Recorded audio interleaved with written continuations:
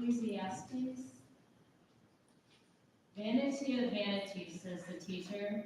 Vanity of vanities. All is vanity.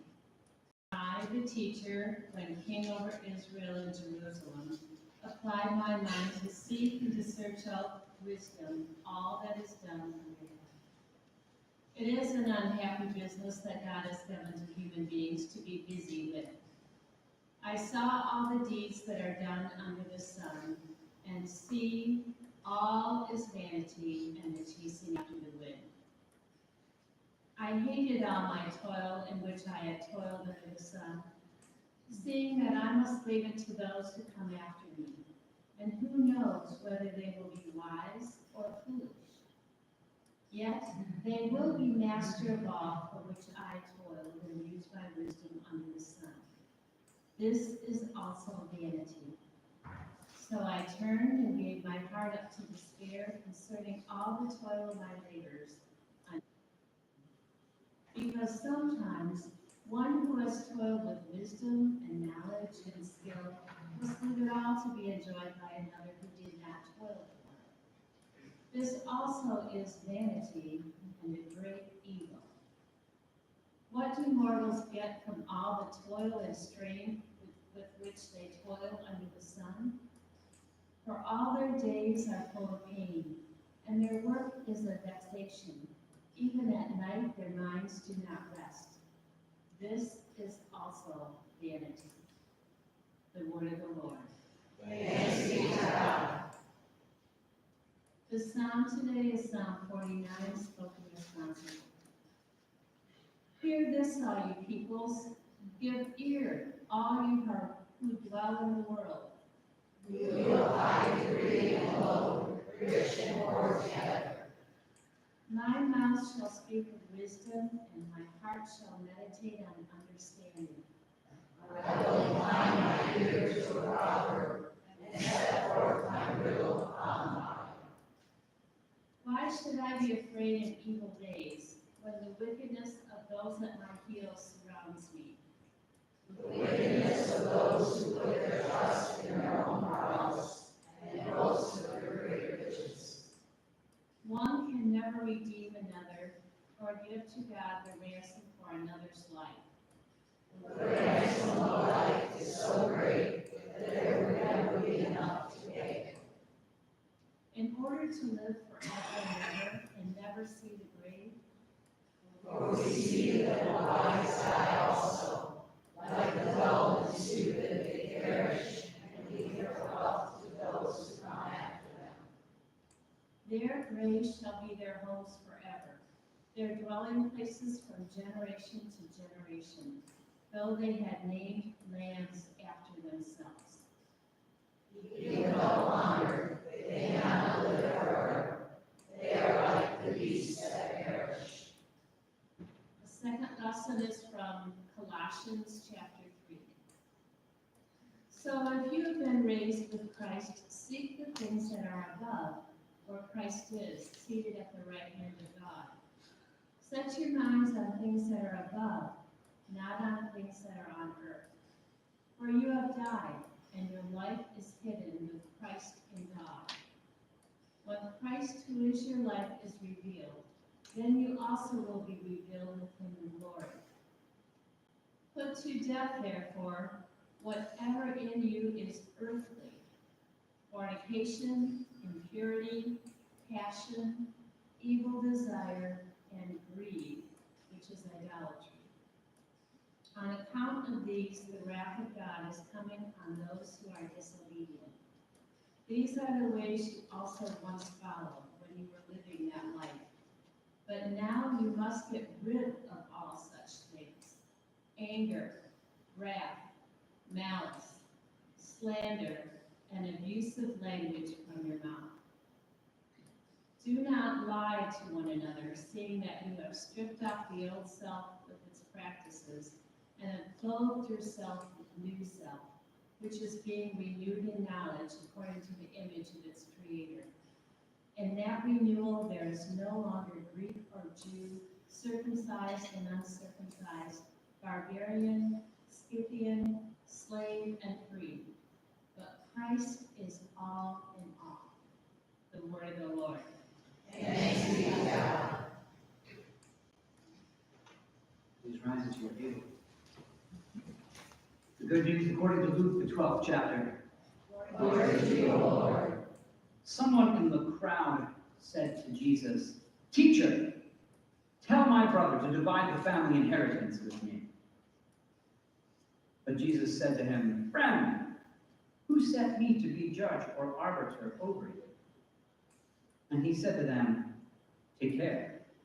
Be on guard against all kinds of greed. For one's life does not consist in the abundance of possessions." Then he told them a parable. The land of a rich man produced abundantly.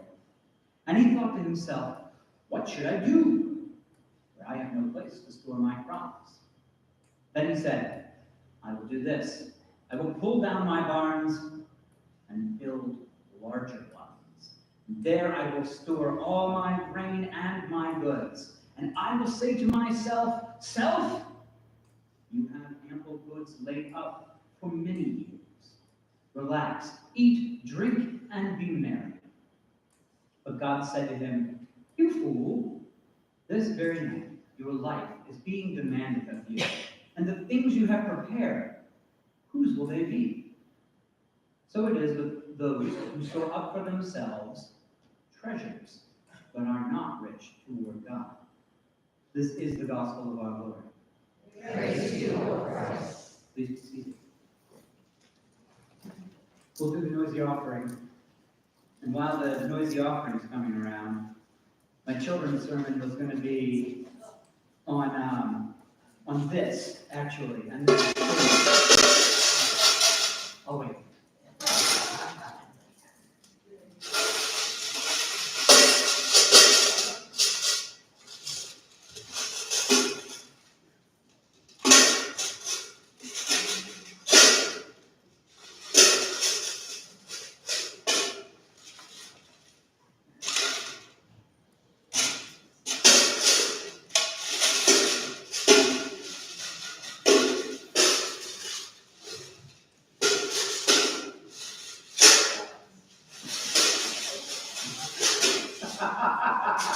Good. Good.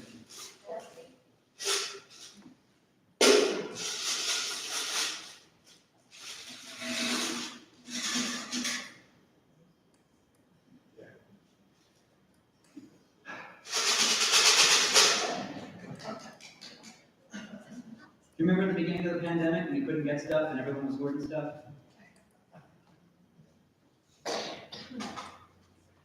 Well, this is the juice that Rachel and I can agree on. She doesn't like what I drink, I don't like what she drinks, but this is the stuff we agree on. Guess what we can't get right now? And all those things I said about the hoarders 2 years ago, 2.5 years ago, let's just say you can't drink 5 bottles of juice.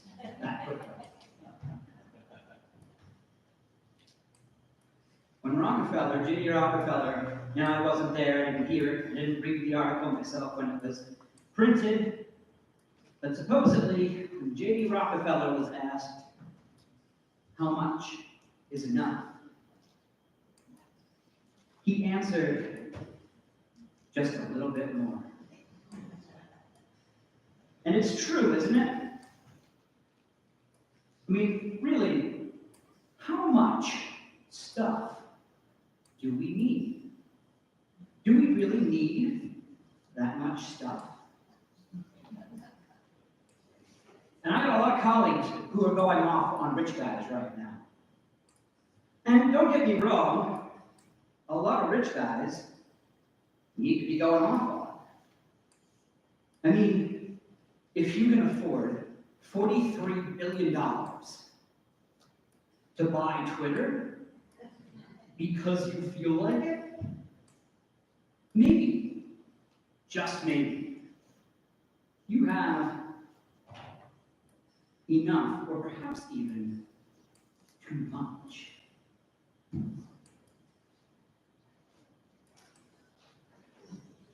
And we can all rip on Jeff Bezos's and Elon Musk's, and I don't even know, who was the third guy who sent his rocket ship into the air? I don't know his name. He doesn't appear as much in the news. Branson. No, that's Jeff Bezos. Branson was the guy who sent the other three machines. Who was the other guy who went into space? The old one, the famous one? William Shatner. How much is enough? So this is the 50th anniversary special edition of the original series, and all the. So there's a story behind that. It is actually. But the first one broke. So I wrote to the company, I just wanted the disc that broke, and instead of sending me one disc, they sent me another whole package. Now this contains all 6 of the original movies, but I couldn't get rid of all 6 of the original movies that I had otherwise, because they have different special features. Wait for it. This was the director's edition of the first movie, the motion picture. Also, different special features. It's a DVD, so the visual quality is terrible.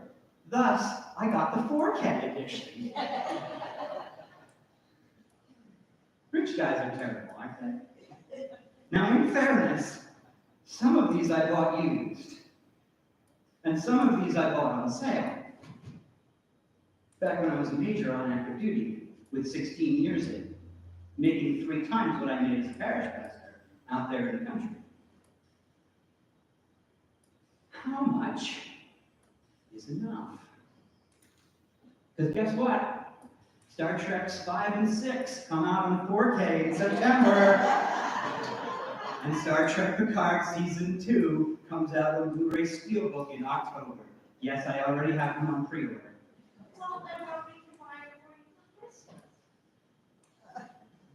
You want me to wait until December?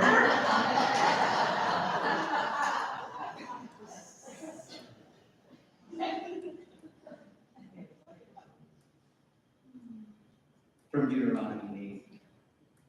Take care that you do not forget the Lord your God, but failing to keep his commandments, his ordinances, and his statutes, which I am commanding you today. When you have eaten your fill, and have built fine houses and lived in them, and when your herds and flocks have multiplied, and your silver and gold is multiplied, and your 401k is doing very well. Oh wait, that's not in here. And all that you have is multiplied. And do not exalt yourself, forgetting the Lord your God, who brought you out of the land of Egypt, out of the house of slavery, who led you through the great and terrible wilderness, an arid wasteland of poisonous snakes and scorpions. Do not say to yourself, my power and my own hand have gotten me this wealth. But remember the Lord your God, for it is he who gives you the power to get wealth, so that he may confirm his covenant that he swore to your ancestors, as he is doing today.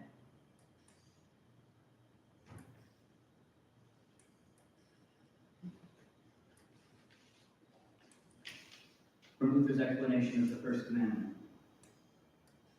There are some who think that they have God and everything they need, and they have money and property. They trust in them and boast in them so stubbornly and securely that they care for no one else. They too have a God, Mammon by name, that is, money and property, on which they set their whole heart. This is the most common idol on earth. Those who have money and property feel secure, happy, and fearless, as if they were sitting in the midst of paradise, on their couch, with their feet up, with their cat in their lap, watching Star Trek. Oh wait, that's not in here either. On the other hand, those who have nothing doubt and despair as if they knew of no God at all. The This desire for wealth clings and sticks to our nature all the way to the grave.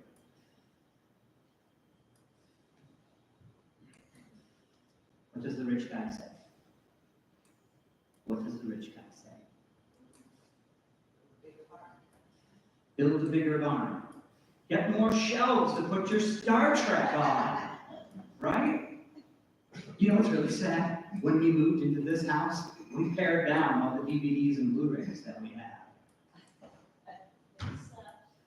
Say again? Oh, I would never let Rachel get rid of my Star Trek. In fairness, she's talking right now about her whole room full of craft supplies. Yarn that if she started, oh, you too, Marianne? Yeah, I got you. Yarn that if she started knitting it now. Yarn that took 4 people to, oh, I could go on forever. I just want to say this. She has a room, I have a shelf. She has a room. As it should be. Oh. And obviously, I've sucked you in. Right? Because while you can mock me for all the Star Trek, and I deserve it, think about, for some folks, right, it's shoes. I have a pastor friend who has more shoes than his wife by like 3 times. His budget is to the penny so that he can afford his 5 cars, 3 of which he hides from his congregation in a storage facility out of town. I am not exaggerating. My father used to say, I can't live. Today I cannot live on what I used to dream of making. Yeah. Or as a high school teacher used to ask, do you drive the car? Or does the car drive you? Especially when you're in high school, right? You really want that car. Then you gotta get a job to pay for the car. Do you drive the car? Does the car drive you? And the rich man, by the way, anytime, we talk, Jesus and Luke talks about a rich man, he's going to be the object of what not to do. Think rich man and Lazarus, right? Anytime the rich young ruler, anytime there's a rich guy that Jesus talks about in the Gospel of Luke, don't do that. Don't be like that guy. And the rich man thought to himself, what should I do? For I have no place to store my crops. Then he said, I will do this. I will pull down my barns and build larger ones. And there I will store all my grain and my goods. And I will say to my soul, soul, you have ample goods laid up for many years.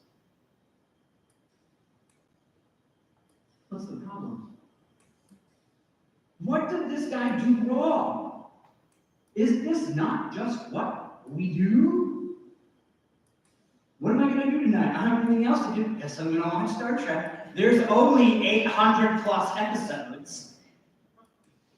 Not making that up. 800 plus episodes. Lower Deck Season 2 comes out next month. Not on disc, just streaming. It's all about him. It's all about him. I will say to myself, my goods, my crops. And what does Deuteronomy say? Not by my own hand, and not by my own strength, but the Lord your God provides. But God said to him, you fool. This very night, pause. The NRSV says, your life is being demanded of you. Because that's the only way it sort of makes sense in English. But go back and read modern English. Or go back and read other translations. It actually says, Jesus actually says, they demand your life of you. Well, who is they? And there's really only one option given the parable. Your goods, your crops demand your life. Do you drive the car, or does the car drive you? Do not listen to George Carlin. He is bad. He is crude, and he hates the church. Hates the church. Hey, he's been dead for 14 years. And he has a very old routine about houses and stuff. Because what do when you fill your house with stuff? You go out and you buy a bigger house so that you can fill it with more stuff.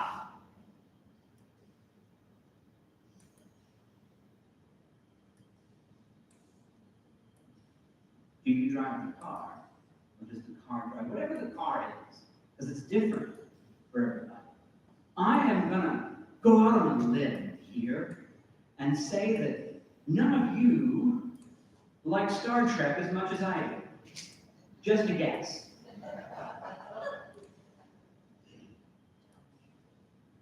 It's an educated guess. Yes, Downton Abbey. My wife likes Downton Abbey. There's not this much Downton Abbey. There just doesn't exist, right? Does he love Star Trek? Was he at the 40th anniversary Star Trek convention? Does he have a bottle of Romulan ale sitting up on his dresser? Oh, the best part about this, it's all true. In college, I had the biggest nerd cards. Because I was always the biggest nerd. What does it matter? It doesn't. Because you know what? If I'm driving home, and I know I say this a lot, but if I get hit by a bus, ain't nobody gonna watch all this stuff.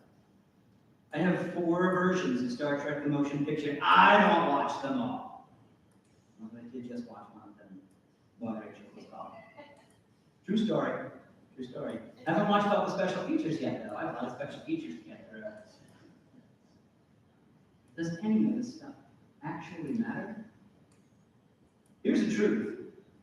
If my house was on fire, it would be easier to grab the Star Trek than it would be to grab the cats. Because the cats will run away. The Star Trek will not run away. I'm going to try to find the cats, though. Dahlia went with me to Leonard, but before I had most of this. We all do this. What does Jesus say at the end of the parable? So it is with those who store up for themselves, but are not rich toward God. So there were just storms in Kentucky, I think, right? 25 dead was the last number I saw. And was it 4 children? 6 children? I think it was 6 children. Yeah. So I got an email. Because they wrote a disaster response for that. They come up within hours. Literally within hours. I don't have enough money to give to the people in Kentucky. I have enough money for Star Trek. Think about it. Think about it. Because does God need my money? God does not need my money.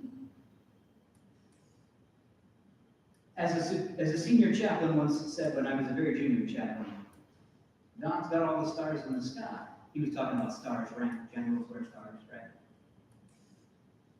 God does not need my money. Other people need my money. What does it mean then to be rich towards God, but to help those about whom, or to help those who cry to God? Because this stuff can't save you. It just can't. And it isn't gonna. Only God can save you. Only God can save any of us. And thanks be to God that when God says, I am the Lord your God who brought you out of the land of Egypt, out of the house of slavery, he means that he is our God even when we worship our stuff. That he is our God is a promise, because he knows we're going to worship our stuff. He knows we're going to put our faith and trust and confidence in our stuff. That we are going to feel safe and secure only when we have enough money, when our flocks and herds have multiplied, and when our 401k is through the roof, right? I was telling a Bible study on Wednesday, I have known two men in their 90s who would watch the stock markets fluctuate every day. And when it went down, they would clutch their eyes. They both had enough, I promise. And at the end of the day, their stuff didn't save them.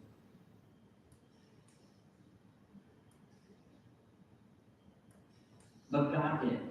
I remember when Aunt Dorothy died, and my Uncle George, one of the old men I was talking about, who was not an uncle, that's a long story. We called him Uncle George. And it was Uncle George found comfort, not in his money, not in his 401k or stock portfolio. Uncle George found comfort in the state. Uncle George was a very good Catholic. Uncle George was a very old school Catholic. Uncle George had 50 Gregorian masses said for my Aunt Dorothy. You don't have 50 Gregorian masses said for your Aunt Dorothy. That's a sermon for another time.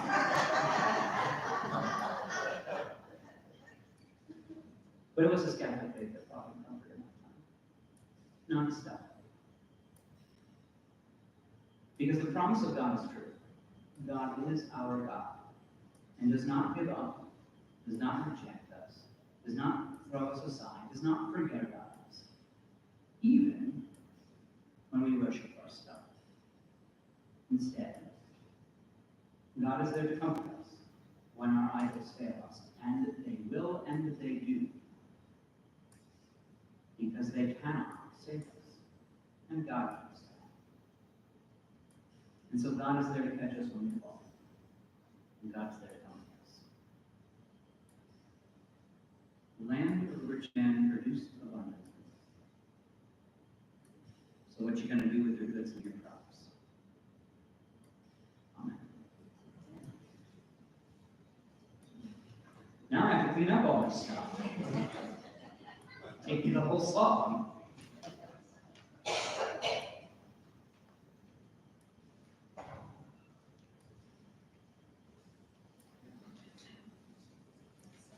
Please rise.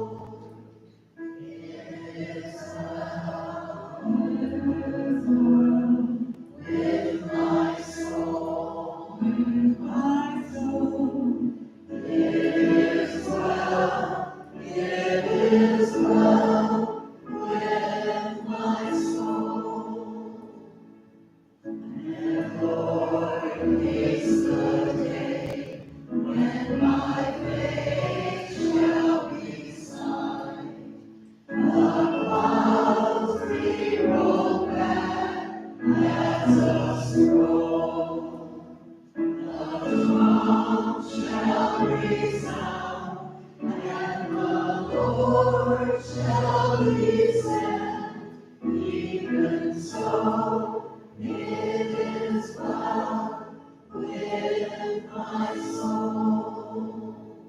It is well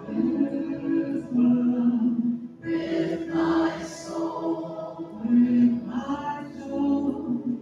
It is well with my soul. With the whole church, we confess our common faith in the words of the Apostles' Creed. I believe In God the Father Almighty, creator of heaven and earth. I believe in Jesus Christ, God's only Son, our Lord, who was conceived by the Holy Spirit, born of the Virgin Mary, suffered under Pontius Pilate, was crucified, died, and was buried. He descended to the dead. On the third day he rose again. He ascended into heaven. He is seated at the right hand of the Father, and he will come to judge the living and the dead. I believe in the Holy Spirit, the Holy Catholic Church, the communion of saints,